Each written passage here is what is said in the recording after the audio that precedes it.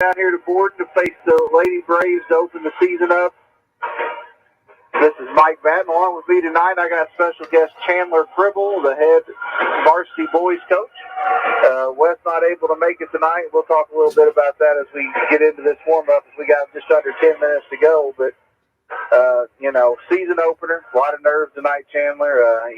They played in a scrimmage last week and, at Madison, and, you don't really take a lot out of the scrimmage besides maybe getting some nerves, see what you need to work on. But, the thing about it is you got to play against somebody else besides your JV and all that. So, yeah, absolutely. In a scrimmage last week, you going into your scrimmage as your season starts, technically Monday, what do you try to get out of a scrimmage like that? But for me, I feel like I'm more looking at, one, have I put too much stuff in to confuse my guys, or do we look like we understand it well enough so that way we can go aggressive at whatever it is that we're trying to execute? But secondly, I'm also looking at, is my rotation going to be an 8 or 9 or 7-man rotation? What's that going to be? Where's my cutoff? Do these guys who in practice look like they can play at a certain level, who are going against our JV guys, can they actually perform at a high enough level for a varsity game to get those minutes, or do I need to restrict them and play them more quarters JV is kind of what I'm more looking for. Gotcha. So the Musketeers this year, they come in hoping to have high hopes of another sectional title. We're on a 3-peat right now as they're hoping to get their 4th this year. But this year's varsity team, you look at it, we bring back really 3 returning varsity players that got a lot of time, along with, we got to move in, and Christina Knight, yep. And she's got some varsity time, and she has, played her first year or two down here at Borden and then moved elsewhere and then come to Pekin halfway through the year last year. And so, you got four girls that's got some varsity experience, but other than that, you're looking at last year's JV team, so a lot of girls that's going to have to step into some roles. And you know this from experience as a coach that it's a whole new level at the varsity level compared to JV. At all, physical, speed, everything. Yeah, it's the pace of the game's much quicker. But also, I feel like in programs that consistently win, it always surprises people. And I expect it to be that way this year, where it surprises people that this team that was made up of a lot of JV players from last year come out and still know how to win basketball games. Yeah, I agree. This group here, you got a junior group that, everybody's had high hopes on, had a good middle school career. Not very many sophomores, with just 2 sophomores, and then you got two seniors. So, excited to see what we can do tonight. Want to also mention that the JV won 45-26. So they got off to a good start. Excellent job there. Just a little bit about what's going on in Musketeer Nation. We started this kind of talk at the football games. Football season, winter sports are done now, or fall sports are done. We're into winter sports. Unfortunately, the football team ended their season a few weeks ago. Unfortunately, didn't get a win. Volleyball team ended their season about a week before that or so, getting to the semifinals of the volleyball sectional, and the cross-country team had another excellent year, advancing a couple of runners to the semi-stage. So, good job for our fall sports. The tennis team had a good year, young. So, want to congratulate them on a good fall sports. I mentioned that Wes wasn't here with us tonight, and Chandler, he's got a pretty special deal going on tonight. His daughter playing at and I know you'll disagree with me, but a big-time childhood dream of hers. She's playing at Assembly Hall tonight against the Lady Hoosiers up there, number 7 in the nation. I don't disagree that IU women's basketball is really good. I know. That's a really special place for women's basketball. It's about ready to be for men's again, but we'll not talk about all that. But he's up there, and big deal for them. Excited. I wish I could have been there, but down here supporting these girls and my daughter and bringing the ball game to you. But, you know, it's a pretty big deal there. You know, we got about 4 minutes here before warm-ups are over. And, you know, let's talk about a little bit of what you're expecting for your upcoming season, Chandler. Well, I'm hoping that everybody who we thought had a big role last year, like Jacob Cherry, Cade Jones, Caden Temple, I hope that they take a much needed step forward as well, and that our guys aren't complacent with winning 12 games. I hope that that's something that we can look back on and be like, well, do you remember whenever we used to go 500? And that's a old news type of thing. But all of those guys have to step up in really all aspects of their game. Caden Temple's got to be a little bit better with seeing the entire floor and not just kind of picking a spot that he's going to focus on. He's also going to be one of our best defenders, where last year he kind of grew into that role just because of how competitive he is. And he's also going to have to score a little more for us. I know last year you kept talking about who's going to be that third scorer, and some nights it was Owen, some nights it was maybe KT, but I think KT is going to be that guy that fits into that role really nicely, and I'm hoping we have a few others that can do that as well. Yeah, I mean, I know there's a lot of hype around boys basketball again, and you know, and I'm not trying to throw salt in the wound, but you know, we talked about this, and you know, we've talked a lot, coaching with you and friends. You know, when you took the job over, a lot of guys told you that they didn't expect you to win more than 5 ball games last year, and you're one play away from winning a sectional championship your first year here. And you know, the way things have changed, the culture, what you did for this program, it's great. I'm excited for boys basketball. You know, I know there's a lot of high hopes to how far this group can go, and I think a lot of that just depends on how far they want to go, how hard they want to work, and how far they want to go. So I'm excited for that. We'll be back down here at Borden, I believe it's 2 weeks from Tuesday night. Yep. Coming Tuesday night, we'll be down here for the boys' game. So we're excited about that. But I really like hearing everybody obviously say, you know, things have changed since I've been here, and that's great. But nothing I do or attempt to do matters if our boys aren't willing to make those necessary changes and to work as hard as they've worked. You know, we created this 20,000 shot club for the off season where they've got to make 20,000 shots. That's their goal. We had 4 guys who made that. We had several other guys who were around that number, but and then Kate Jones, he got the 40,000 made shots. So it's like that's an unbelievable number. And it just shows that they put in that much effort, and we're going to continuously get better. And then hopefully we become, you know, like our girls program that just year after year, doesn't really matter who's on the team, they're still going to get the job done. Yeah, and, you know, I'll take it a step farther in, you know, coaching down there, helping out with the middle school, and just the things you've done of summer workouts with the middle school group. You know, already did some workout camp type stuff, you know, before their season starts, just to kind of get them going and get them in the flow. And that's things that we haven't done in the past. Haven't really did anything with the middle school or anything like that in the summer or before the season. So, you know, that's good to have. But we're down here at about 30 seconds here to go in the warm-ups, getting ready to have the national anthem. So we'll step away and hear a word from our sponsors. This is WSLM Radio out of Salem, Indiana, bringing you Lady Musketeer basketball. We're here at McDonald's Gymnasium for tonight's game. It's time to introduce the starting lineup. And the crowd is on their feet, and they're going wild. And here comes the new players. We've got the premium quarter pounders coming in tonight, alongside the chicken classic sandwiches. Playing forward tonight, we have got one-of-a-kind Nick Rapp. Guarding your hunger, it looks like we've got McDouble and McChicken coming in. And starting in the center court tonight will be Big Mac. Look on the sidelines, folks. We have Chicken McNuggets cheering tonight alongside those golden delicious fries. Hot and always ready.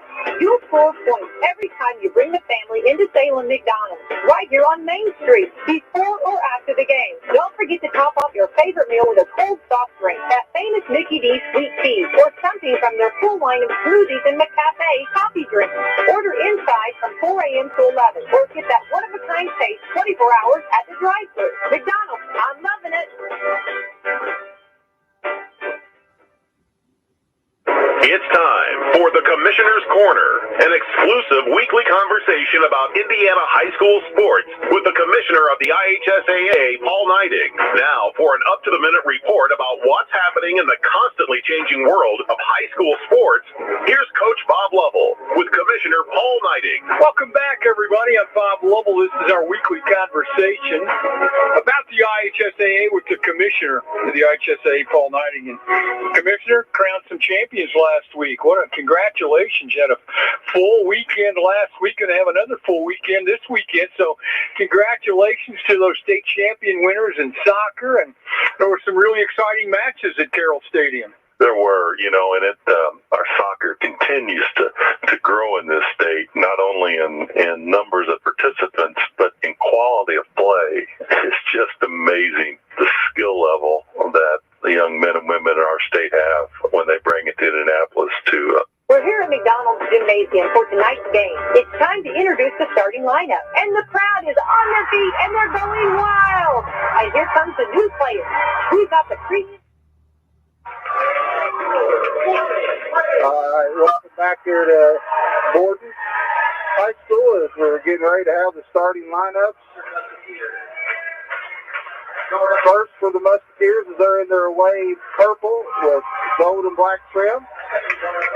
Starting at a guard, Ava Souter, number 12. Number 20, McKenna Jeter. Starting at a third guard, number 22, Gracie Lewis. Starting at a forward, a junior, number 24, Madeline Llewellyn. And the big in the middle, number 40, a junior, number 40, Kaya McKinley. And for the Braves, they're going to go with a junior, number 14, Delaney Smith. A senior, number 22, Caitlin Cook. Another junior, number 23, Haley Hurst. Another junior, number 24, Paige Robinson. And another junior, number 31, Emily Cecile. She is the focus, Chandler. Cecile is the main focus. She's been a baller since I remember her in middle school. She's the main focus tonight. She doesn't look like she's quick, but she's going to be a handful. Yeah, I remember watching her in the game last year. That was actually, I think, the first time I had watched our girls ever play, too. But, yeah, she kind of controlled everything for what Borden was trying to do. I think she's going to be a key to them breaking the press tonight. I would assume our girls are going to press. Well, you don't see this often, but our point guard's jumping. McKenna Jeter. We're set here to go. Here's the toss. And it's controlled by the Braves.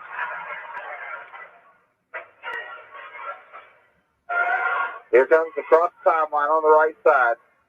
Is that same set their JV did multiple times? Yeah. Goes to the left side, back to the top. Looks, goes over number 22, that's Cook. Goes over to 14, that's Smith. 24 over to Robbins. She loses the handle, gets it back. She's going to drive down, loses it. Picked up by McKinley, hands it off to Jeter. Here she's on the push. Up the right side to Souter. Souter on the attack. Gets in the lane, lays it up, no good.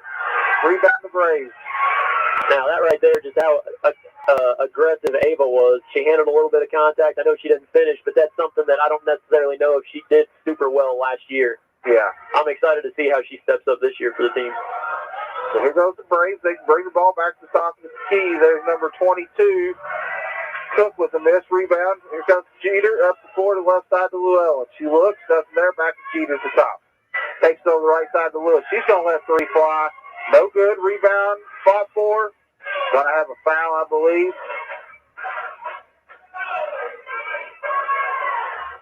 going to be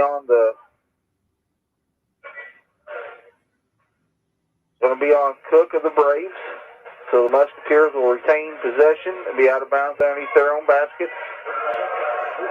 Scoreless here in the first minute. That's going to be a big thing. Can we score points? Can we put some points on the board? Into Llewellyn, over to Souter. It goes to the corner to Lewis, loses it, picks it back up. Goes back up to Llewellyn's top. Jeter over to Souter. She's going to let three fly from the wing. No good. Rebound Smith. Thistle with it now. Thistle brings it up. They're not going to play a fast pace. Over here to number 24. That's Hurst to Smith. To Hurst. Hurst looking. Goes back to the top again. They're going to reset. Over to the left side. Braves on the attack. Going to have a foul on Gracie Lewis now. Yeah, I know that Coach McBride really wants to play at a fast pace. He really enjoys pushing the ball up the floor. But I am interested to see if we do struggle to score, how he changes that, if he's going to want a little bit longer offensive possession to get a great shot, or if he's okay with them still playing at a fast pace and just taking whatever shot's available. Yeah, I agree with you. Turnover by the Braves. Smith carried the ball, which she got away with that a ton in the JV game. So she probably wasn't expecting it to be called. So Musketeers inbound to Jeter. She gets a call from Coach McBride, hands it off to Lewis. She comes back to the top, over to Souter on the left wing. Gets the ball screen, goes to the right side. Jeter's going to let three from the right wing go. Air ball. It's off the hands of the Braves, going to stay with the Musketeers. Now, with the Braves sitting in a 2-3 zone, I think that Coach McBride is okay with that option of us taking it. It is an open three. We just got to knock them in. Jeter sets the inbound into Lewis. She comes up to the top to Souter. Goes over to Llewellyn. She's going to let three fly. And it's no good. Rebound Thistle. We've only taken one shot that wasn't a three so far in the first, 4 or 5 shots done? I think they watched the JV game where the JV hit 6 threes, 18 of their 20 points in the first quarter from three-point land. So they're trying not to be outdone, I guess. Thistle on the drive now. Goes down the middle. Gets blocked by Jeter. Battle for the ball. Comes up with Lewis. Great bounce pass to Kyle McKinley. She comes to a jump stop, lays it in. I don't know too many people who can finish with their left hand the way that she can. Well, she's left-handed. But she shoots jump shots Yeah, right-handed. that's what I'm saying. She shoots jump shots right-handed. Musketeers pressing the scramble on the floor for it. It's going to stay with the Braves. Good hustle there by the Jeter. Well, you know, you look at Sydney Patton. She does everything left-handed, but she shoots right-handed. So yeah, that threw me off watching the JV game when she took a jumper right-handed. Thistle sets the inbound. Comes to the top to Hurst. Hurst goes over to Smith on the right side. Nothing there. Brings it back out. Hurst lost it. It's going to be Musketeer ball. You know, one thing I seen last weekend up there at Madison was the lack of, defensive intensity that we normally have. I mean, we let them get to the middle a ton. And it looks like we've worked on that a little bit this week. Musketeer with it. Llewellyn brings it back to top to Lewis. She looks at the high post to Souter, bounces it down to McKinley. She goes up that left hand, gets it. Now that's what they really have to focus on. Right there, they got the ball to a playmaker in Ava Souter in the middle of the floor. And once she catches and faces, she's got options. Still by Lewis. Souter misses it. Hands it off. Thistle with it now. Walks up, getting a call from Coach Vick. Goes the left wing over to Cook. Back to the top of Smith now. Over to good bounce pass. Going to get a foul on Ava Souter right there on the baseline screen. That was just flex right there. Flex might be the most frustrating offense to guard because it's really very basic, and your kids never understand it. And you run that at middle school, but you still can run that at all levels. It's amazing that, with that offense. Yeah. So, Cook airballs the first one. Little nerves. Going to have one more. Musketeers with a 4-0 lead with 4:19 to go here in the first quarter. Second one's up, and she knocks it down. So here comes Jeter now on the push. Up to Lewis in the corner. Nothing there. Back to Jeter. Over to Souter on the left side. She looks to drive. Loses it, kicks it back out, turnover. Here comes Sissel on the attack. Slows it down. I think Borden would be content if this was in the 30s. Yes. Now, what just happened that last possession with Gracie Lewis catching that and throwing it right back out, I'm curious whether she just giving that up because she didn't think she had an open shot or because she just missed the previous one. Yeah. And that is something she's not really played at this level, so that is something that you've got to think about is where her confidence is at when she does miss a shot or turns it over. So deflection out of bounds will be Bray's ball. Goes into that's Cook, goes back to Sissel in the corner for three. No good. Rebound, Llewellyn. Here comes, hands off to Jeter. She's up the floor with it. Looking over to Llewellyn on the left wing. She's going to let three fly. No good. Rebound McKinley, and she's going to be fouled. Looks like Paige Robinson with the foul. Number 33 set to be check in. I like the aggressiveness that Ava has on crashing the offensive rebounds right now, but I'm also a little bit worried about her getting that second foul. Yeah.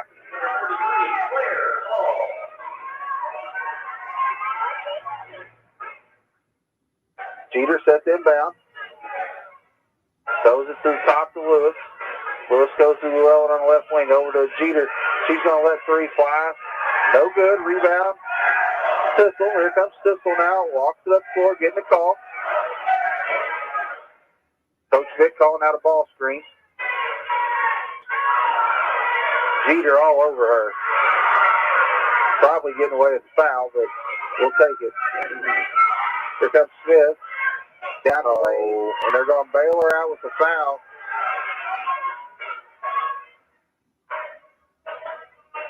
And that's Souter. That's her second.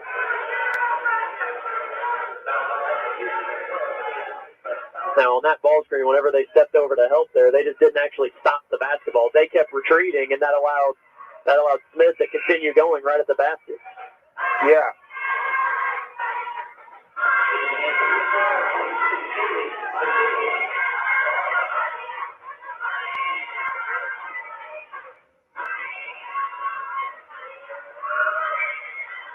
Both free throws no good.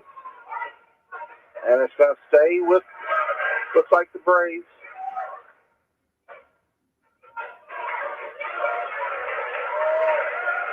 So here we go. Looks like Cook sets inbound. Throws it in to number 23. That's Hurst. Smith with another carry down the lane. No shot, no good. Musketeers turn it over by McKinley. Going to get a foul, looks like, on Jeter.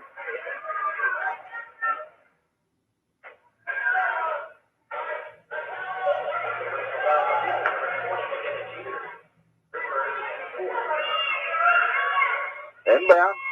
Smith with it now. She's looking. Sissel comes off the screen, gets it. Nothing there. Throws it across court to, I believe that's Cook. Sissel, the long three, no good. Ball batted around. Jeter finally comes up with it. There comes McKinley. She's going to play point guard now. Gracie Lewis going to let three fly. No good. Rebound, battled for. Scrap on the 4-4. It's going to be a jump ball. Could be stay with the Musketeers. 4-1. Musketeer lead with 2:53 to go.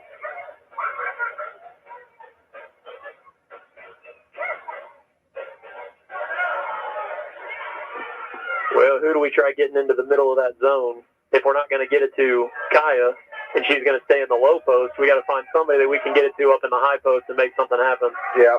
McKinley with it. Kicks it over to Lewis. Back to Jeter. Now Jeter comes back to top to Llewellyn. Lewis to the left wing. Nothing there. She's going to go to Jeter on the right wing. She's had two air balls. You can tell she didn't want to shoot it there. Llewellyn with it. Goes to McKinley on the left corner. Back to Llewellyn at the top. McKinnon gets it back. Going to call out a new offensive set here. Llewellyn with it on the left wing. Goes to short corner to Kaylee. Kaya gets it. Now, that's exactly where you want that ball to go. If you get that ball in the short corner against the 2-3 zone, you're behind the defense, then you can make a lot of different things happen. And you see that a lot more with offenses. The short corner is the focus on offense. It is interesting, though, because at our level, that's where you want the ball against the 2-3 zone. When you get to, like, the NBA, they tell their players not to shoot it from there. It's such a low percentage shot from that spot. I think our offense looks a whole lot different if we just make one or two of those threes. So sometimes we start thinking that, you know, there's something wrong with our offense. They're getting shots that are open. They just haven't made them. Yeah. Kaya missed the second one, but we'll get an offensive rebound. Now Kaya with it in the middle, gets the foul, goes up. She's going to go to the line again for two more. And we got 5 points, and they've all come when she's got the ball. So we've got to work a little bit more to get her the ball. Then she can kick it out. She's not a black hole when it goes in there. She won't force things.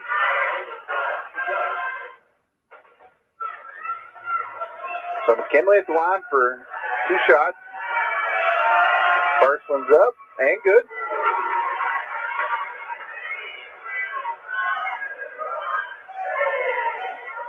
Have one more here with 2:12 to go. The first quarter. Second one's up and no good. Offensive rebound, Llewellyn. Out to Jeter. Goes over to Lewis on the right side. Goes to the corner to Kaylee. Back to Jeter. Goes to Llewellyn on the left side. There's it is. So got away with the carry. Jeter with it out. Back to Lewis. Goes to Kaylee in the corner. To Kaya. Back out to Jeter. He's going to let one more go. No good. Ball battle for. Now, there's nothing else. Like, there's nothing more that you can ask for. Basketball went inside, right back out. She stepped into it in rhythm. Yeah, that's a good shot. That's what you're looking for. Christina Knight checked in for Gracie Lewis now. Long pass down the floor. It all comes right back to Sissel. I feel like there's only two girls on Borden's team who's looking to get to the rim and make something happen, and that's Sissel and Smith. Yeah, I agree with you. So if we can just, you know, back up a little bit and keep them in front. I think Sissel will be contained a little bit just because of Jeter.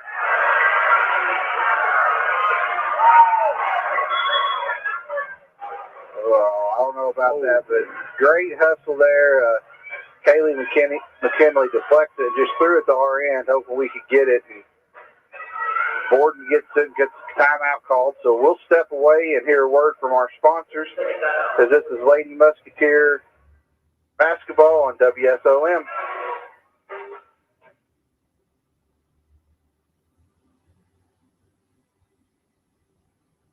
It's time. It's riveting, electrifying, exhilarating.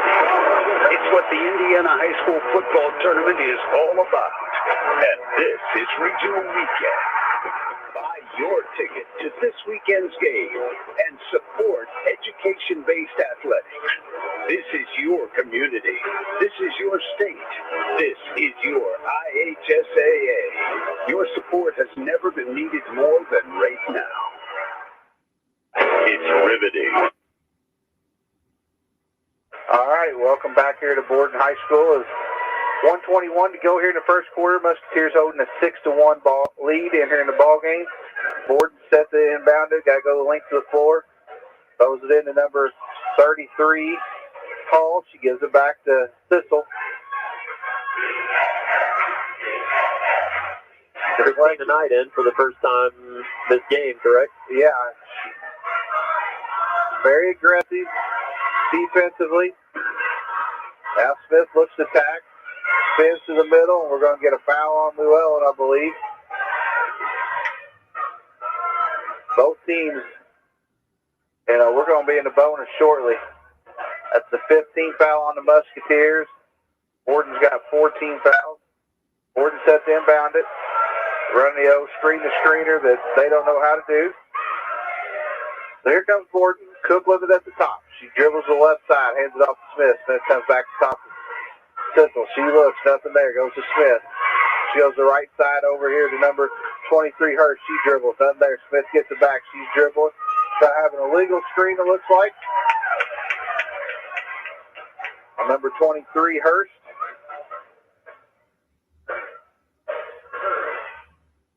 Now, we've only given up 1 point, so it's not like our defense is doing, you know, a bad job, obviously. But we've also got 5 fouls, and two girls probably who are, well, we have Ava in foul trouble. But Yeah. do you switch to some type of different defense? You just tell your girls to back up a little bit. That way we don't have to deal with the foul trouble situation here later in this half. Yeah. Knight on the drive, kicks it out to Jeter. She goes to Llewellyn. She's going to let three fly from the top of the key. No good. Ball battle for her. Kaya comes up with it. It's going to be a jump ball. Going to go to Borden. You know, in our press, we're really not getting nothing out of it. Well, we've not really been able to do it too much because they usually do it off a make and not have many of those. Here comes 23 down the left side. That's Hurst. Sissel with it over to Smith on the right side now. Goes back to Sissel with it. Being hounded by Jeter. Sissel trying to get something going. Can't. Goes back to Smith. There's the shot. No good. That'll bring us to the end of the quarter. At the end of the first, the Musketeers hold a 6-1 lead over the Lady Braves of Borden. This is WSLM Radio out of Salem, Indiana, bringing you Lady Musketeer basketball. We'll step away and hear a word from our sponsors. Electrify. Exhilarate. It's what the Indiana High School football tournament is all about. And this is state championship weekend. Buy your ticket to this weekend's game and support education-based athletics. This is your community. This is your state. This is your IHSAA. Your support has never been needed more than right now. It's time for the Commissioner's Corner, an exclusive weekly conversation about Indiana high. It's riveting. Electrify. Exhilarating. It's what the Indiana High School football tournament is all about. And this is sectional championship weekend. Buy your ticket to this weekend's game and support education-based athletics. This is your community. This is your state. This is your IHSAA. Your support has never been needed more than right now. All right, welcome back here to Borden High School. We're set to start the second quarter. The Musketeers have inbound. It'll be their ball first. Here comes Jeter. Goes the left corner to Llewellyn. Back to the top to McKinley. Tonight, back to Jeter on the right corner. She brings it back to the top. Goes to Llewellyn at the top. Goes back to the left corner to Knight. Nothing there. Skip pass over to Jeter to the right side. Back to the top to Llewellyn. Back to Knight. Got to find that short corner. Yeah, they ain't giving them time to get there. They're moving the ball too quick. They're not even looking. Now Llewellyn back to Jeter. Jeter not even looking at the short corner. Then the ball, then turnover by the Musketeers. But at some point, you're going to find that Kaylee McKinley's going to stop running from short corner to short corner just because she knows she's not going to get it. Yeah. So here comes Sissel across the timeline now.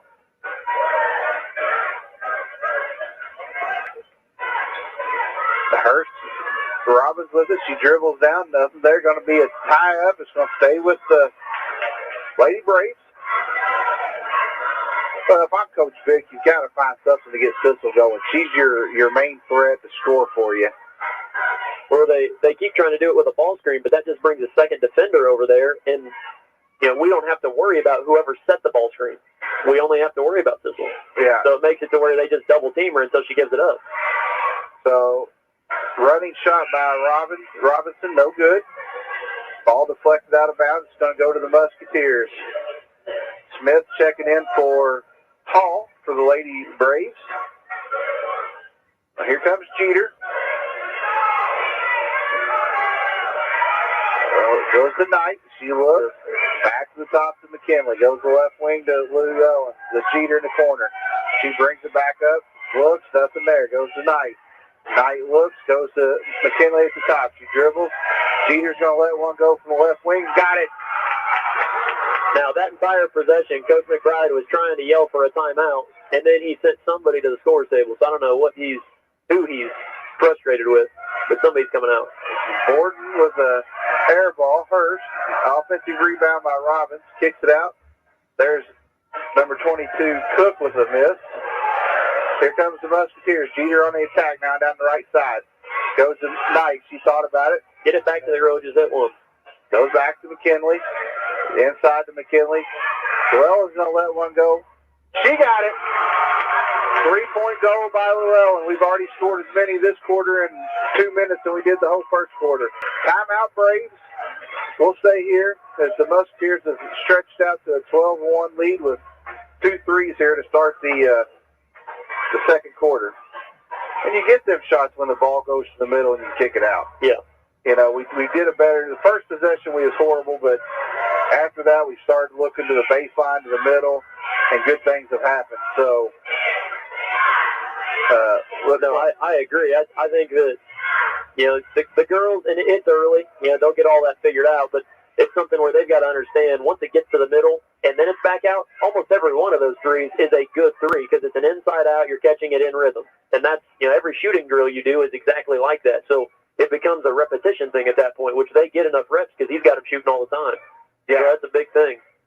Yeah, it's so much more of a higher percentage shot when you're stepping into it and you're ready to shoot than when you're not. So, against the 2-3, they're getting wide open ones. They're not even slightly contested because, you know, they're not being guarded individually. So it makes it so much easier in what they're seeing right now once it gets to the middle or the short corner.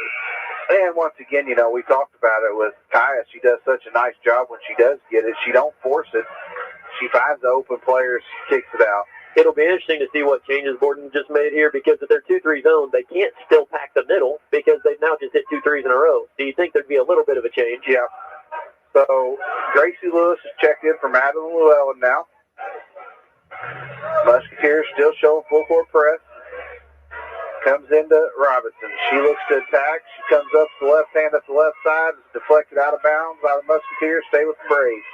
They got to get that ball back to Sissel whenever they get it inbounded. Sissel into Robinson. They're going to clear it out. Let her bring it up against Gracie Lewis. She just got to move her feet. Quit reaching. Screen by Sissel. Goes to the corner down to that Cook. Or Hurst. Smith just turns and throws it up. Fight for the ball. Knight gets it. Now she's on the attack. Head up. Dribbles down the lane. And gets blocked by Smith. Here comes Smith. Over to Sissel. She's on the attack. That's number 23. That's Hurst. Back to Sissel. Sissel on the drive. Kicks it out. Ball deflected. Gracie Lewis comes up with it, trying to get rid of it. It's going to be a jump ball. And it's going to go to the Musketeers. Now, coming out of that timeout, it looked like Borden was trying to get Sissel down to the block to post up McKenna since they were struggling getting her open on the perimeter, which is a good adjustment if they can get it in there, which they didn't that last possession. So Knight with it on the left wing. Good bounce pass right there to Kai as he lays it in. Now, I do think that Christina brings another dynamic guard into the situation where she can knock in shots, and she's able to make plays like that off the dribble and find different players that are open. So that could be a really helpful piece that they need this year. Yeah, she could be a very effective off the bench. She had a nice move coming down through here, and you know, just a little bit out of control. And that's part of it is the fact that Coach McBride really hasn't had her before. He doesn't, you know, there's a trust that you have to build, and she's not been here enough to build that, so it's going to take her some time to get to that point. Yeah. So the Braves off the deflection now. Number 5 for the Braves. This will be Gabby Thomas checking in for number 23, Haley Hurst. And for the Musketeers, the first action here is Anna Trueblood checking in for Gracie Lewis.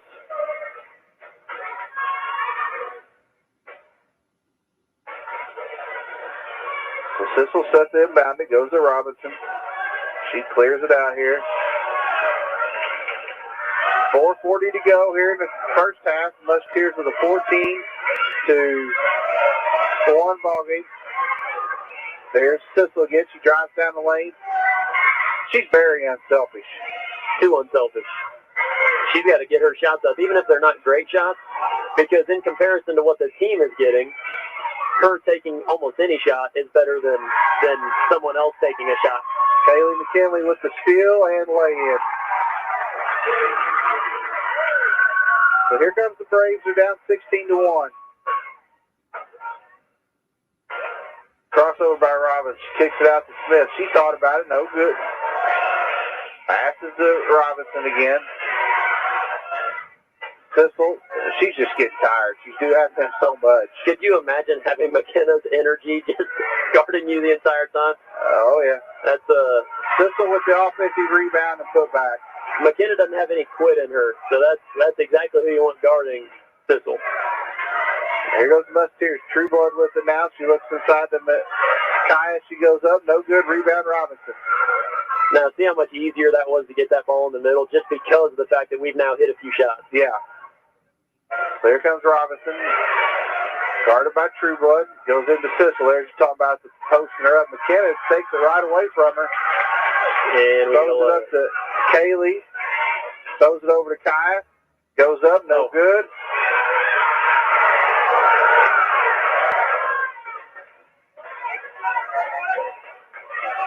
No foul call. It'll be Braves ball.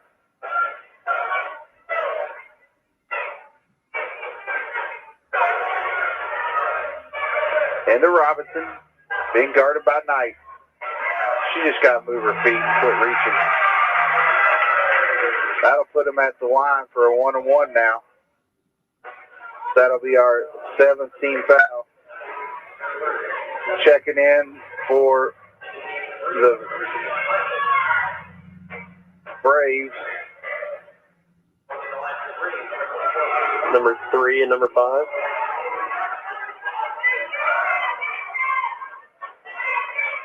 So Robinson at the line for a 1-on-1.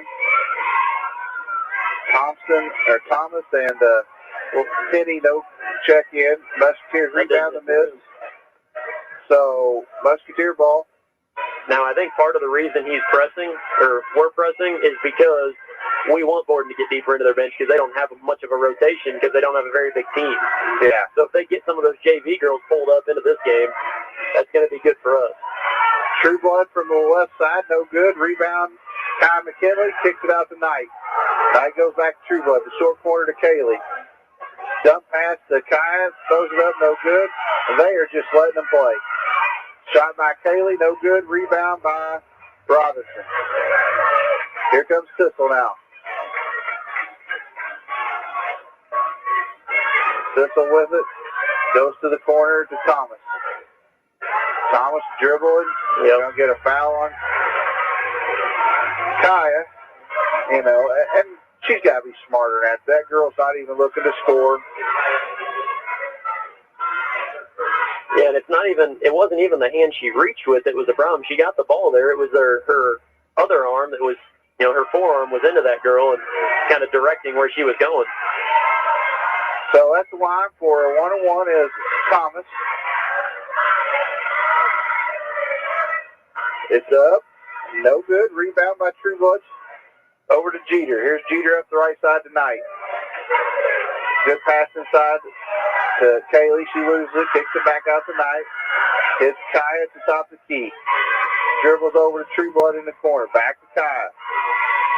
Kaya back out to Trueblood. She's going to let 3 more go. Got it. 19-3. Musketeer lead. Now 3 different Musketeers that have hit a 3? I believe so. Ball deflected. It's going to stay with the Musketeers. Madeline Llewellyn checking in for Kaya McKinley. And I think this is where the lineup gets a little bit interesting is when Kaya's not on the floor because I feel like she does so much for us. And here, you talk about that, but you look over here with Borden. They just took Sissel out of the game with 1:49 to go here in the first half. Who even attempts to handle the ball and try to score for the Braves? There's the Braves. Thomas with it. Goes over to Smith now. Back into their flex action. Goes at Robinson. She's going to let 3 go, and she got it. 19-6 with a minute and a half to go in the first half. Up to Llewellyn on the left side. Back to Jeter.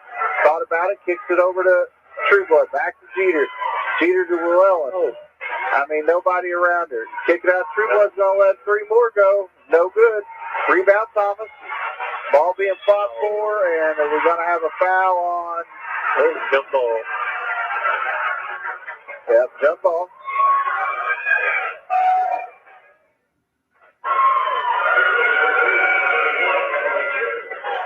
So it's going to stay with the Musketeers after the jump ball.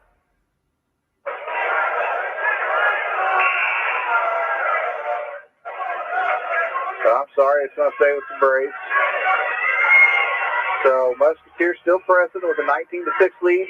1:14 to go in the first half here. Thistle back in the game. That was a short-lived break. So here comes Cook. Pocket pick by Jeter. She's got a clean breakaway for laying in. 21-6 with a minute to go in the first half. Here comes Thistle to get the ball. Being guarded by Knight now. She's got to get her hands off of her. Yeah.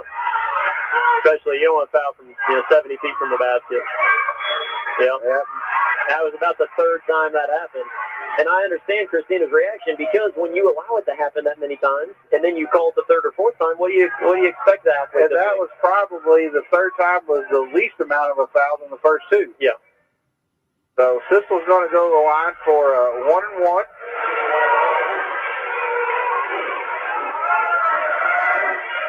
Christina's second. Our team's at ninth, so we'll be in the double bonus for the last 50 seconds. First one's up and good. Now, Christina's not been out since she went in with 2 minutes to go in the first quarter, I don't think. She's brought good energy, done some good things for us. It's another scrappy guard. And Thistle knocks down the second. So here comes the Musketeers. Knight's going to let three go. No good. Air ball. Holding her wrist. Fell on her wrist. Here comes Thistle. She don't need to pick up another one because she's frustrated. Yeah. But I don't know how much she was pushing on Thistle. Thistle's off arm was extended. Thistle in the post. No good. Rebound. Llewellyn. Here comes Jeter up. You just got to be careful with that left hand. She dribbles that left hand. She kind of carries it a little bit. So here's Jeter looking. 10 seconds to go. Over to Llewellyn. Back to Jeter. Knight with it on the right side. Kicks it over to Llewellyn. She's going to let three go. No good. Rebound, and that'll bring us to the end of the first half. As the Musketeers will have a 21-8 lead at the half over the Lady Braves. And we'll step away and hear a word from some of our sponsors and be back with you to talk about the first half and the adjustments we need to make for the second half and some stats. And this is WSLM Radio out of Salem, Indiana, bringing you Lady Musketeer basketball.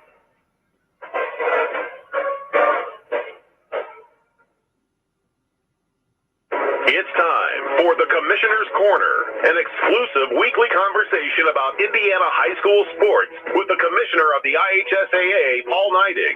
Now for an up-to-the-minute report about what's happening in the constantly changing world of high school sports, here's Coach Bob Lovell with Commissioner Paul Neidig. Welcome back, everybody. I'm Bob Lovell. This is our weekly conversation about the IHSAA with the Commissioner of the IHSAA, Paul Neidig. And Commissioner crowned some champions last week. What a congratulations. You had a full weekend last week and have another full weekend this weekend. So congratulations to those state champion winners in soccer. And there were some really exciting matches at Carroll Stadium. There were, and our soccer continues to grow in this state, not only in numbers of participants, but in quality of play.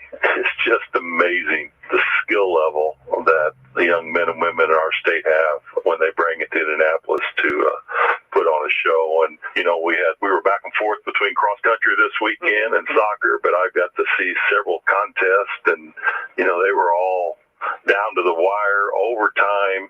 Everything you would write a story about happened this weekend in state finals and soccer. And Bob, the other thing, a shout out to the people at IUPUI at Carroll Stadium.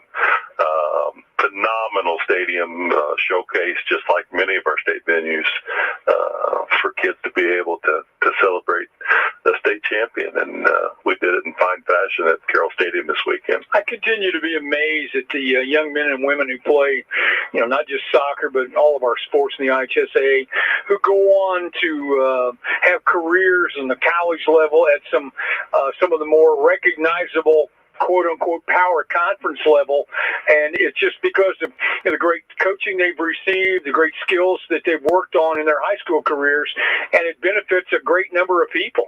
It does, and it's you don't have to look very far to see, Indiana student athletes participating at a collegiate level, and even some at the professional level. And, again, I think that's just a tribute to what what Indiana coaches do for Indiana kids. We just we saw the volleyball player on the U.S. national team recently that came through the Indiana system, and we're going to celebrate some more volleyball this weekend coming up. All right, volleyball plus football this weekend. 48 games in football. Are you promising good weather? Right now it looks good for us, Bob. Right now it looks good. These are three really important weekends in the football tournament. And one, this sectional money that is earned throughout the boys football sectional tournament or the football sectional tournament, we have some young ladies that play the game now too, is held at the schools.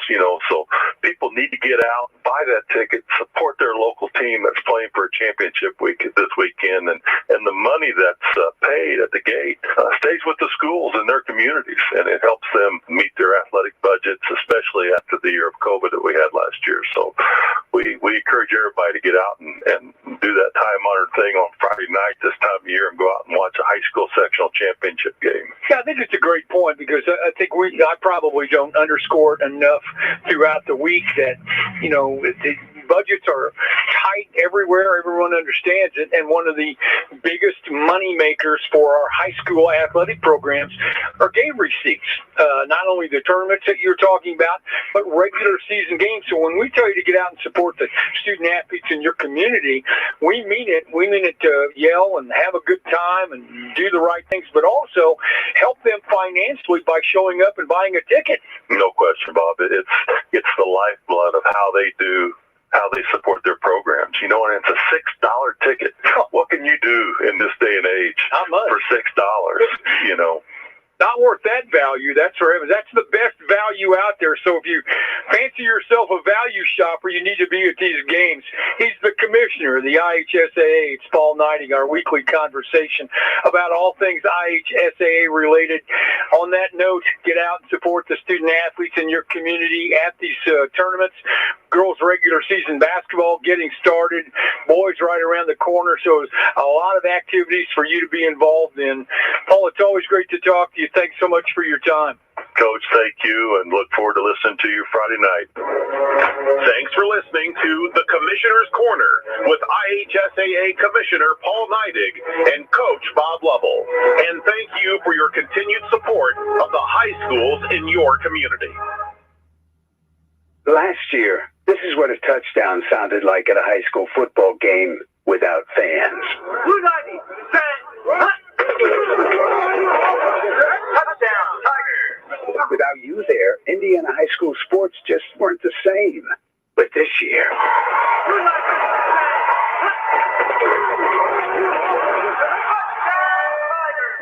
a touchdown will sound like a touchdown again, because you'll be there to experience it. High school sports are far better with you in the stands. That's because high school sports are about more than the game. They're about the community. They're about the fans in the stands who come together to cheer for the leaders of tomorrow. Fans, I'm Commissioner Paul Neidig, and I just want to welcome you back to the stands. The students and schools deserve your support.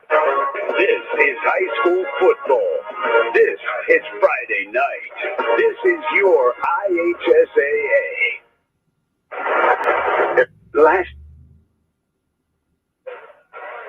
All right, welcome back here to Borden High School as halftime of the Lady Musketeers and Lady Braves game with the Musketeers up 21-8, 13-point lead.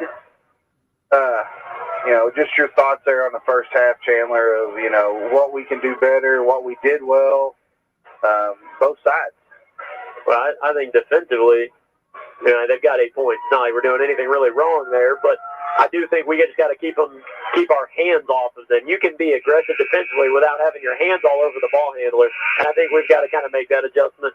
Offensively, it comes down to our shooting percentage, really. We're getting the shots that we need. We're offensive rebounding pretty well. We're getting what we want.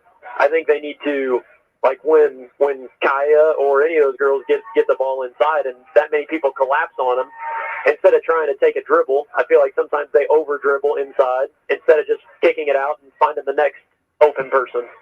But for the most part, I think they're getting what they want on offense. It's just coming down to, are we going to make enough shots? Yeah, I have to agree with you. And we talked about it. The press, wearing them out, trying to get to their bench, and you kind of seen it in the second quarter midway as Sissel was just out of gas. I do think they'll make the adjustment. They'll try to find some way, somehow, to post her against McKenna because she's got a bucket and a couple of free throws, and that's been off trying to post her up. So what I don't understand though is if they run flex, which brings that person from the wing off the back screen to the post, why don't they just get into their flex action and then she'll end up being that person at some point? Yeah. So then she'll be in the post, and then they can just keep the ball on that side, and when they do that, they can throw it into her in the post. That way they get that action because she still has to bring the ball up the floor. They can't get her away from that because they struggle to get it up the floor if it's not her. But just a few stats here. As I don't have our awesome stat thing with us tonight. We'll have that back tomorrow night as I'll get it all set up. But scoring for the Lady Braves with 1 point, Kaylin Cook. With 3 points, Paige Robbins. And Emily still with 4 points. I mean, she's the offense, basically. They were 3 of 7 from the free throw line. For the Musketeers, they put 5 in the scoring column, led with Kaya McKinley with 8. A three-pointer by Anna Trueblood, Madeline Llewellyn, and McKenna Jeter each, and then Kaylee McKinley with 2. Sissel with 4 points, Chandler, they got 8. She's got half their points. That's one way to look at it. Yeah, I mean, it's 13-point lead for the Musketeers, and we talked about it off the air there. We did that 13-point lead with Ava Souter on the bench, and, it's going to be a little bit different here in the second half as she's going to be back on the floor to kind of see what can happen. If she's somebody that can kind of slash to the basket and get to the rim and kind of open up the middle a little bit more. Yeah, I think she'll definitely help. I'm interested to see what that looks like in a 2-3 zone. I know her skill set, being somebody who can get to the rim against a man-to-man would be, obviously very valuable because she can create a lot. I'm interested to see what that looks like against this zone, and if they continue to put her in the middle or if they have her be one of the perimeter girls that can then knock in some shots for us. So something interesting here is you were talking to Christina Knight coming out late, right here, right before the horn of the end of the first or halftime. It has the wrist taped up and then like a brace splint looking type thing from where she fell. So she was holding her wrist after that. So hopefully nothing serious there, just precautionary, but we'll see what happens. But here we go, Musketeer ball. Jeter with it, hands it off to Llewellyn. She comes to the top. Goes to the right side to Gracie Lewis. Goes to Llewellyn. Just throws it to where she thought Kaya was going to be. Gets it back somehow. Kaya with it to Jeter. Go to Gracie Lewis. And you look sometimes, we don't even look at the rim. We just throw it because that's what we're supposed to do. Yes. The Jeter brings it back top. Going to reset. Goes to Lewis in the left corner. She's going to let 3 go. No good. Rebound by, I believe that's Cook. So she hands it off to the Braves. Here comes Robinson. Into that flex action. Robinson in the post. Going to go with a little fall away. No good. Ava Souter the rebound up to Jeter.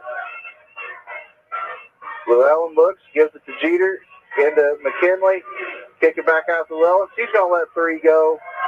No good. Souter with the offensive rebound. Got it and got fouled. And really, that's what she was doing a good job of in the first half, or in the first quarter, was going to the glass very aggressive.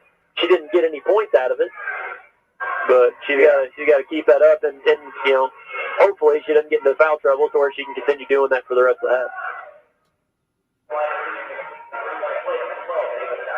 So Souter tried to complete the 3-point play here. The free throw, shots up, no good. Rebound by McKinley. Got away at the double. Souter with it over to McKenna on the left side. Goes to Llewellyn in the corner. Dribbles it up. Goes to the short corner to Souter. Ball deflected. Back out to Llewellyn. The Jeter at the top. Goes to the right wing to Lewis now. Goes to short corner Souter with a bounce pass to Kaya. Got it and fouled.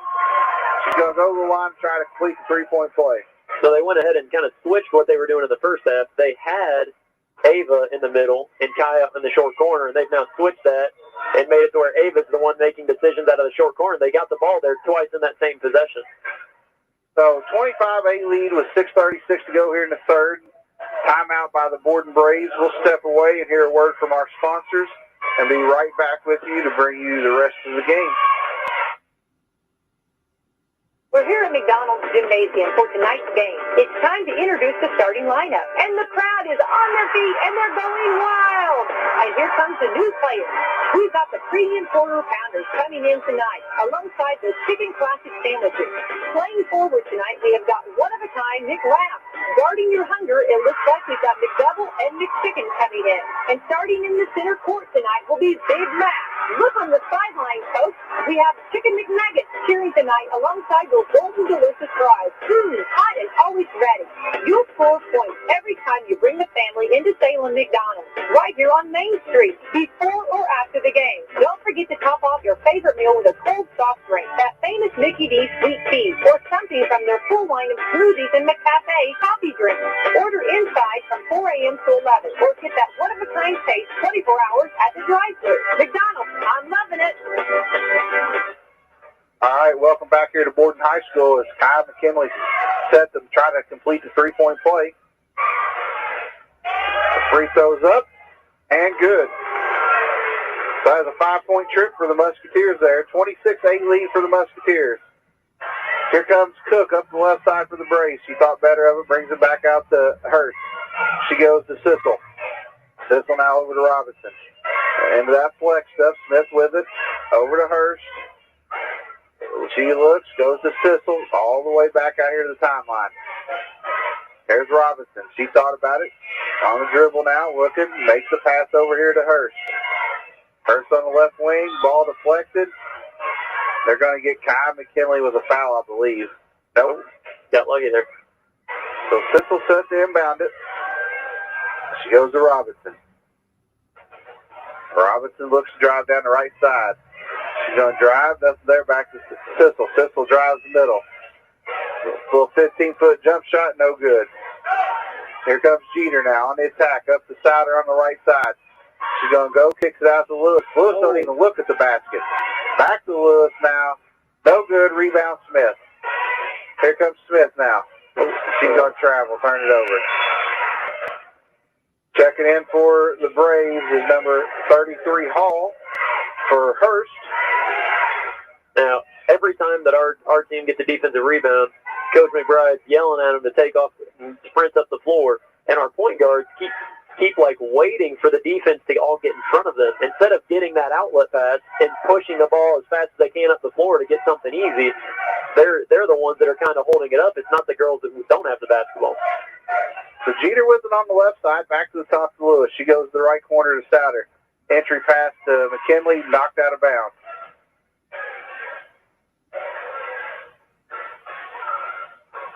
So Jeter set the inbounder for the Musketeers with 5:20 to go here in the third, 18-point lead. Inbound to Lewis.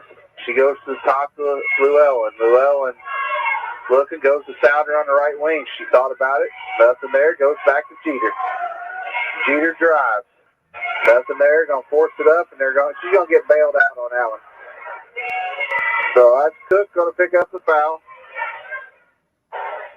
So Jeter will step to the line for 2 free throws.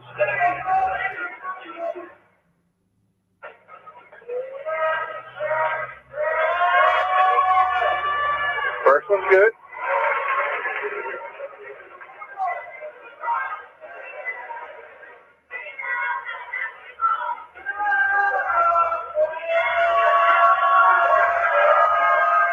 Second one's up and good. So that'll make it 28-18. In the bounds is Smith. She's up the left side. Out of bounds. Dribbled it out of bounds. Lost control of it. They just got to continue forcing her left, and I think good things for us will happen. So here comes the Musketeers. Jeter goes to the left side to Llewellyn. Back to Souder. Goes to the right side to Lewis.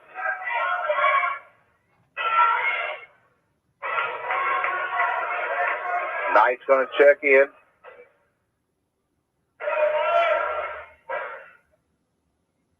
.453 here to go. We'll step away and hear a word from our sponsors as Coach McBride has called a 30-second timeout.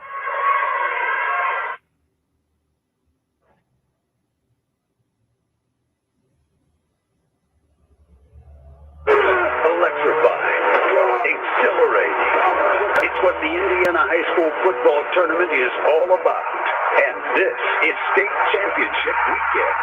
Buy your ticket to this weekend's game and support education-based athletics. This is your community. This is your state. This is your IHSAA. Your support has never been needed more. All right, back here at Borden High School, Musketeers ball. Jeter with it, goes to the right side to Knight. Knight back to Souter, goes to the left wing to Jeter. She goes inside to McKinley. Oh, she had her beat baseline. Llewellyn from the top, no good. Rebound Souter. Got it.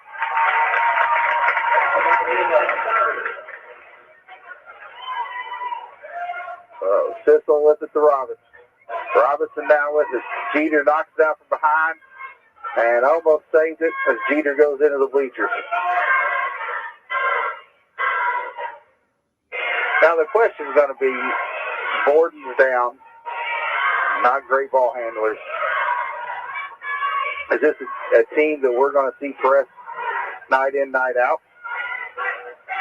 Or are we just pressing because of the situation right now?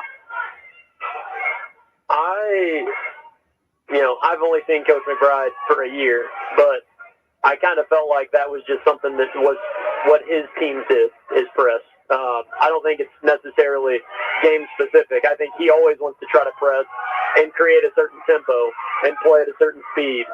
So I think that's maybe more him than his personnel. So Sissel with it now, 350 coming off the ball screen, looking. 18-foot jump shot, no good. Rebound Souter off to Jeter now. Jeter looks. You talk about him running. If Kai would have ran, she had a layup, but she's going to get it anyway. Off the bounce pass from Souter. Now, one thing we do a lot in transition is we'll throw it ahead to that girl in the corner, and nobody will be guarding her, and she will still throw it into the post, even though there's a defender right there. So, Cook on the right side, drives the middle, throws it up, no good. Rebound Souter. 32-8 lead. Here comes the Musketeers. The Knight driving down.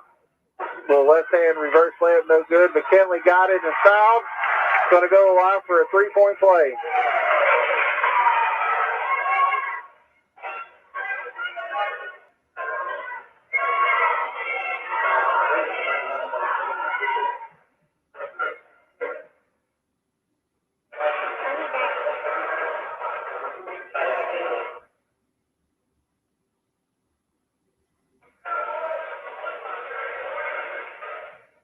I know he's probably not ready to make this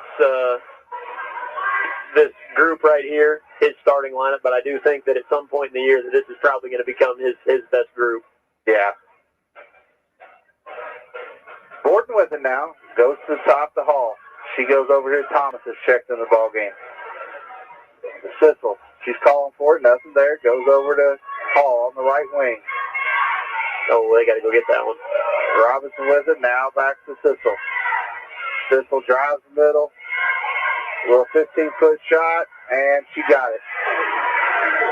And see, that's a shot that you probably don't want too many people taking. And it's like, if you're Coach McBride, you're content with them taking that shot. I mean, you got a little 15-foot step-back jumper. That was a nice play by Ava Souter to Sky McKinley.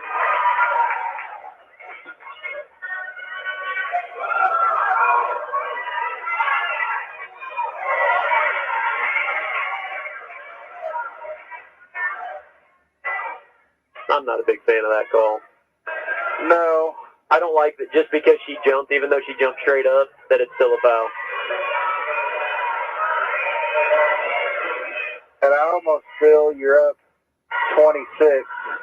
You kind of bail them out, It was probably a no call, but you bail them out. Now, we could get into the new rule this year, Coach. The 35-point rule. We're at 26 right now. Could.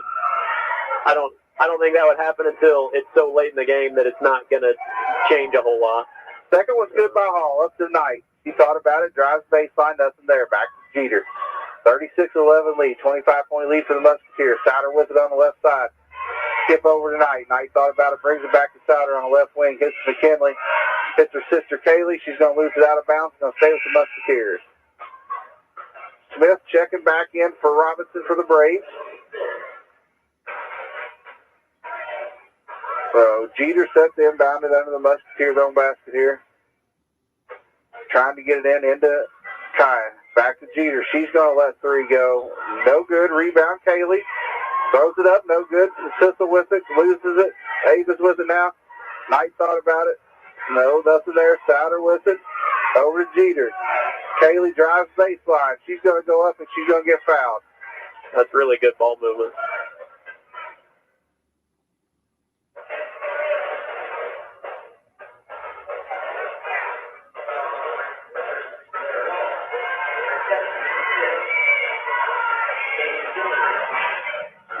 Kayla McKinley's been grabbing at that hit now. Did it early in the second half, and she's now doing it again. She's in pain after shooting that free throw and extending up like that. And I think that's something that's just a nagging injury that she's had, and probably going to get worse the more she falls on it out and hits the floor like she does. Yeah. First was good, though. Second was no good. Sister Kaya comes up to clean it up and gets fouled on the rebound. She's going to go to the line for two. 37-11 lead for the Musketeers.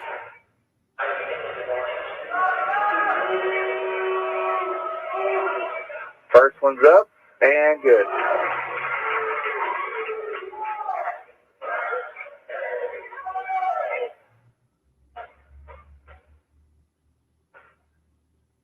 Second one. And it's short. Fight for it. It's going to be a jump ball. Now there's Kaylee going down again. And, you know, here's my question as a coach. You know she's hurting. You're up 27 right now. You know, do you risk it when you got to, you know, we're going to be back at it tomorrow night at home for the season home opener against a very physical Crawford County team, you know. And a little, you know, this one's well in the book. Do you save her for tomorrow night when you're going to be playing a physical team, a sectional opponent? It's easy for me to say right now that yes, I would, but I never feel like I've got to win until the game's over. So I don't know. You never know what can happen. At this point, yeah, I'd say I'd probably, at least by the start of the fourth quarter, probably take her out, especially if she is going to continue hitting the floor on that hip as often as she has.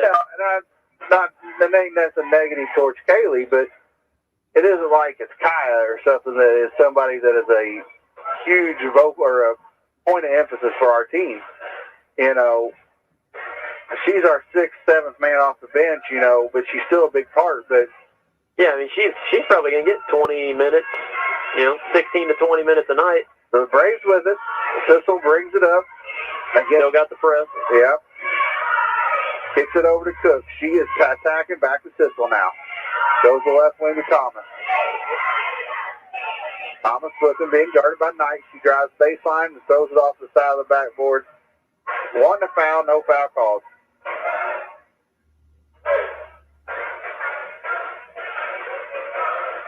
So here comes McKenna.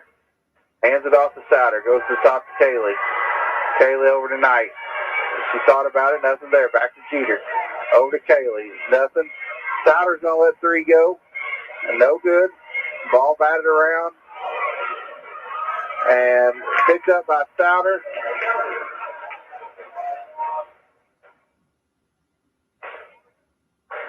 McKinley's sisters hitting the floor on top of each other.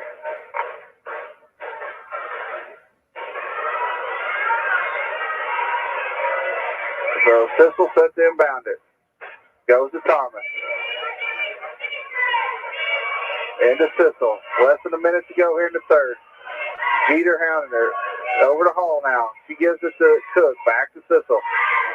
Sissel down the lane, kicks it over to Thomas, who drives in, throws it up, and don't get fouled. And go to the line for two. That's one of those that shot was Not almost even random. close. Yeah. That it like as a defender, it's difficult to even know how to guard that because it was at such a random point in time.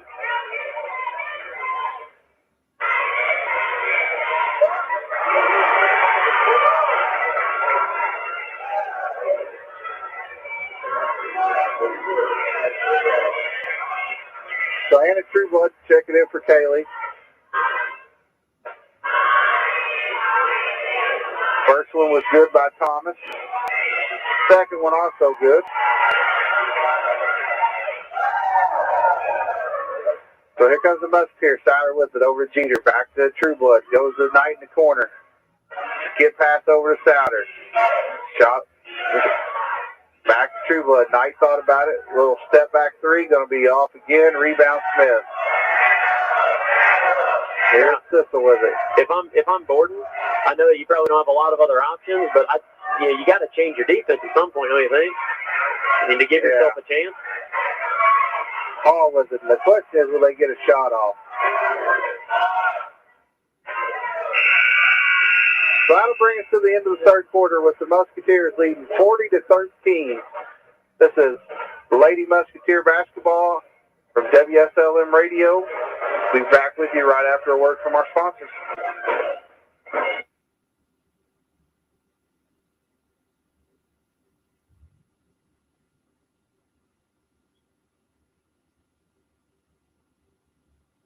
It's time to introduce the starting lineup. And the crowd is on their feet, and they're going wild. And here comes the new players. We've got the premium quarter pounders coming in tonight, alongside the chicken classic sandwiches. Playing forward tonight, we have got one-of-a-kind McWrap. Guarding your hunger, it looks like we've got McDouble and McChicken coming in. And starting in the center court tonight will be Big Mac. Look on the sidelines, folks. We have Chicken McNuggets cheering tonight alongside those golden delicious fries. Hot and always ready. You'll score points every time you bring the family into Salem McDonald's, right here on Main Street, before or after the game. Don't forget to top off your favorite meal with a cold soft drink, that famous Mickey D sweet tea, or something from their full line of smoothies and McCafe coffee drinks. Order inside from 4 a.m. to 11, or get that one-of-a-kind taste 24 hours at the drive-thru. McDonald's, I'm loving it. All right, welcome back here to Borden High School. We're set for the start of the fourth quarter. Musketeers with a 27-point lead, 40-13. Musketeer ball. Jeter brings it in across the half-court line. Goes over to Trueblood. Borden still in that 2-3 zone. You know, I think the only reason they're staying in that is because they know if they go man, they're in trouble. Trueblood lets one go and gets it stuck in the rim. And nobody's going to get up there. Oh, Jeter tried. She was about a foot short.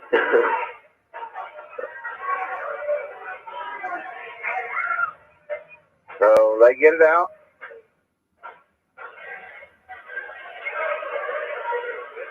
So coach is going back off on the press.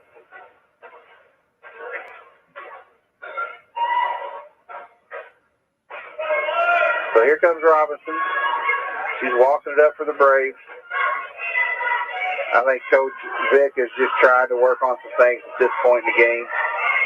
Robinson going one-on-one off the Sissel. Sissel drives. There's that 15-foot jump shot. She got it. And I don't know why she hasn't done more of that the whole game. Well, again, it's not a shot that you really want your team taking typically, but in this situation, I do think that that's probably still the best shot for their team. Yeah, I agree. And they're going to go back to it here again in a second. Yeah, they've taken her off the point a little bit more here in the second half. Going to get an offensive foul on Robinson. And see, because of Sissel pushing off a little bit on the previous possession, now 24 ends up getting that same thing. Robinson ends up getting that call that really should have went to Sissel in the last possession. Yeah. 40-15, 7 minutes to go in the ball game. Musketeers with the ball. Jeter hands it off on the left side to Souter. She comes to the top, goes to Knight on the right wing. She looks, comes back over to the left side. Jeter. Jeter looks. Got to find that middle or the short corner here. Souter on the left wing. There's that short corner. Nobody's in the middle, but Kaya just drives right around it for the layup.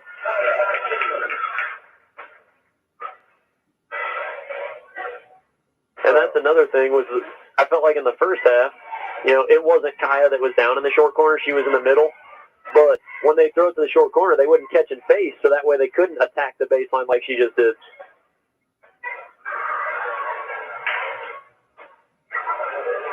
Here comes Smith off the loose ball, throws it up, no good. Rebound, Souter. Here comes Jeter. Jeter across the timeline, hits Trueblood. Trueblood into Kaya, and she's going to be fouled by Sissel.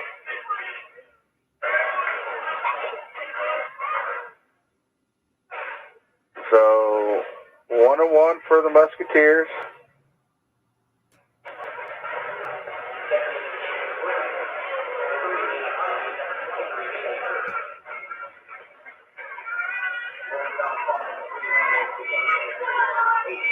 Sissel's going to get a break, well-deserved break. McKinley steps to the line for a 1-1. It's up and good.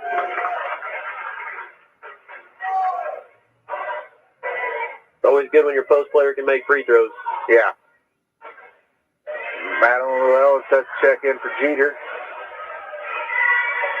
Well, Sissel's not on the floor, so you can give Jeter a little bit of a break. So 43-28, 6:03 to go here in the ball game.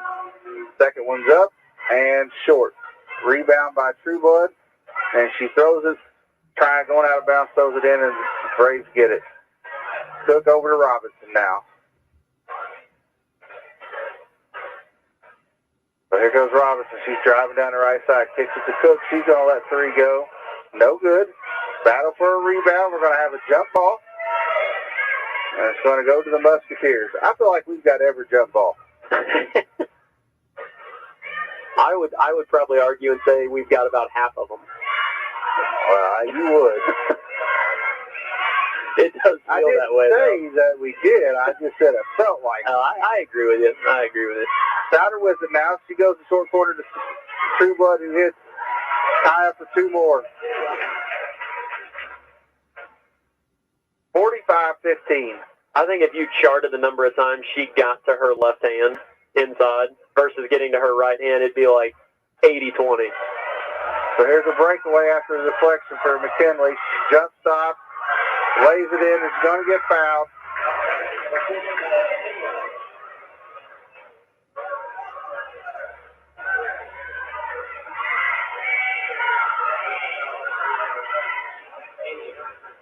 The awkward looking play right there. She comes to a jump shot. Yeah, I wasn't sure if they were going to get her for a travel at first. Free throw is no good. Rebound by Robinson, deflected by Llewellyn. She gets it back to Knight. She thought about it. She's going to let three go for no good. Ball battled around on the floor. Picked up like nobody yet. We get every loose ball. Trueblood picks it up, and she's going to get two. I just feel like our girls program is just so much more aggressive than a lot of the other teams that we play. And it just, over the course of an entire game, becomes overwhelming. So 49-15. Well, we're at 34 points right now. Yeah. It'll be interesting if it gets to that 35-point mark. As Robinson hits a three.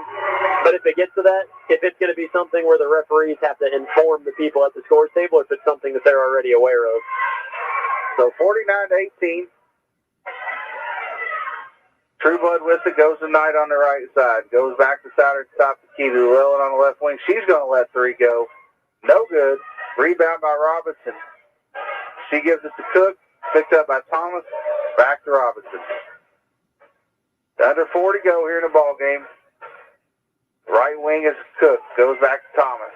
She's going to drive in. Nothing there. Hurst is going to let three go. No good. Box out. Good box out by Ava there. She gets the rebound. Throws it ahead to Knight. Knight looks. A little dump down pass to Kaya, and she's going to get two more. That was a good look. So 51-18. Robinson brings it up to the Musketeers. Thomas with it, goes to Hurst.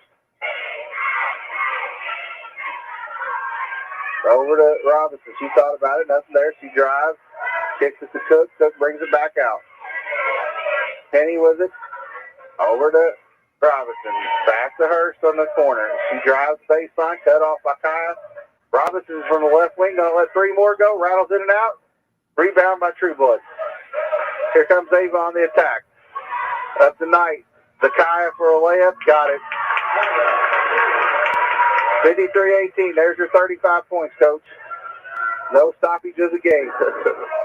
Actually, it still does, though. That's what the rule really isn't as crazy as what everybody kind of thinks, because for free throws, it still stops. For timeouts, it still stops. Official timeouts where there's an injury, it still stops. It's just like right now, it shouldn't stop. And it doesn't. Gracie Lewis checking in for Madeline Llewellyn. And you don't have those fans yelling, "Stop the clock." So seems like everybody kind of knows what's going on. So here we go. 2 minutes to go. Here comes Thomas. Penny with it, being guarded by Knight. Going to be an offensive foul. Looks like Coach is clearing his bench. Kylie back checking in. Elizabeth Trueblood. Kaya checking out with a great night. And Christina Knight checking out.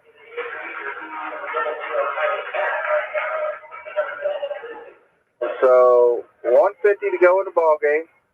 Here come the Musketeers. Back to Stouter, over to Trueblood. Trueblood to Lewis. Bat with it on the right wing, brings it back to the top. Trueblood goes over to Gracie Lewis. And to Stouter, or Trueblood is stolen, picked up by Penny. Here comes the Braves. Here comes the Braves as Musketeers on defense. Stouter's got Robinson. She looks to drive. Penny with it. Trueblood guarding Hurst as she drives down there. Nothing there. Gives it to number 11, who's checked in the ball game for the Braves. Picked up still by Elizabeth Trueblood. She's on a breakaway. Misses it. Picked up by Gracie Lewis. Gives it to Stouter. Gonna bring it out to Trueblood. And a Trueblood. She lets three go. No good. Rebounded by Hurst. Under a minute to go here as the Musketeers are going to come away with a victory. And we get a timeout. That's just to get some subs in the ball game.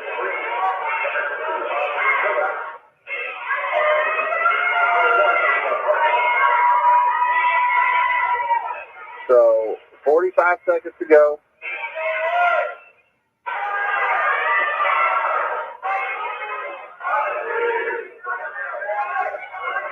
And the Penny. She's got it now. Going to be a foul on bat. Now, it's not a foul for free throws, so it does continue. The clock does continue to run. And there's our fans yelling clock. This might be we may not get it in bounds the rate we're going right now. No. But I also don't think the referees were too incredibly worried about if we got another play in.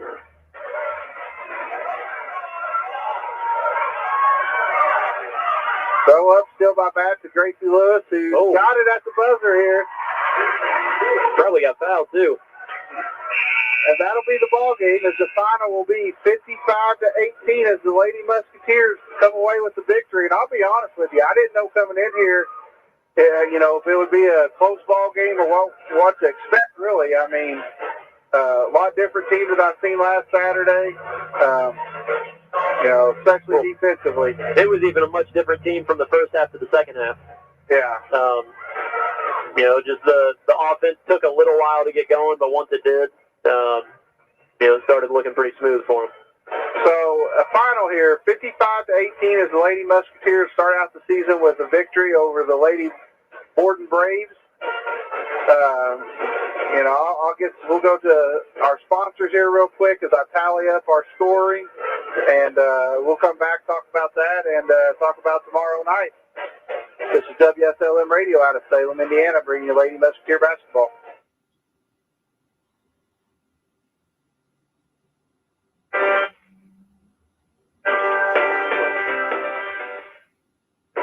It's time. It's riveting, electrifying, school football tournament is all about. And this is Regional Weekend. Buy your ticket to this weekend's game and support education-based athletics. This is your community. This is your state. This is your IHSAA. Your support has never been needed more than right now. It's riveting. Electrifying. All right, welcome back here to Borden High School as the final, as the Lady Musketeers win 55-18. Coach, what's your thoughts on the game? I know you said it was two different teams there, the first half, the second half. You know, what are you talking about when you say that? Well, I feel like our offense, we started to make shots, and that definitely changes the game. You know, there's a lot of times where you can look at that first half and you can say, like, well, we're really struggling offensively, and maybe it needs, like, our offense isn't working or whatever. There's a lot of things that I feel like people on the outside might look at and say, you know, coach needs to make some changes, when really if you're getting the ball in the right spots and you just haven't made shots, you know, you see what happens. They didn't make any real changes from the first half to the second half. Yeah. It helped that Ava was on the floor, but they got the ball to the same spots. They got the ball to the middle of the floor, to the short corner, and then after that, they were kicking it out, and they just made a few more shots. Or once they got it inside, after they made a couple shots, they were able to finally get enough spacing inside to be able to finish. And that all changes by being able to make shots. You know, making shots just changes the game. It makes you that much harder to guard.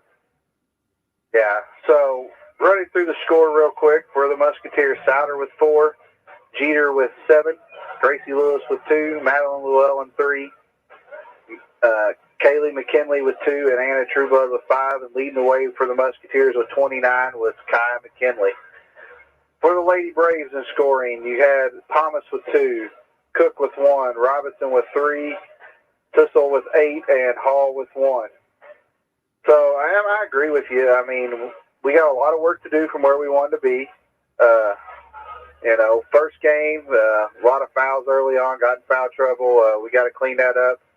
But, you know, we've got a tall task ahead tomorrow night as you'll have a sectional opponent coming in for our home opener against Crawford County.